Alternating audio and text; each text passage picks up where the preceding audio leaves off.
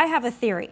I think the Democrats want to get us as close to socialism as possible, and they want to do it as rapidly as possible. So there's economists talking about a potential recession. I don't think the Democrats care if we go into recession. In fact, I think that there are some, especially the globalists, the elitists, the leftists, I think they want to see the United States plunge into a recession because I think that that'll bring about socialism faster for them and convince people to put more trust in government and more dependence on government. Do you think they're cheering for a recession? Do you think that that's a possibility?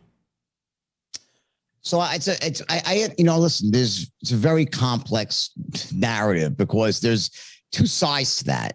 On some level, I agree that what you're saying makes sense and it could be so, but also in a recession, that's going to be very, very problematic for them when people go to vote if the country's doing poorly, because people tend to vote along the lines of their pocketbook, right? So while in theory, yes, they want to make us poorer and more dependent on government handouts and so forth, where it's like in Argentina, if you don't vote, my wife's Argentinian. In Argentina, it's so bad that if you don't vote for the right person, you don't get your handout. Like they'll stop giving you your handout if you vote against the socialists. That's exactly what I'm saying. That's what worries me. I mean, you saw FDR. You saw what he was able to do during the Great Depression. The man was in office longer than he should have been, but it's because people were afraid. People put all their trust in government. And I think that's when we really had the shift, too, of where people used to be proud to make a living. And then they got a little bit more used to relying on the government. And that's when you started seeing things change.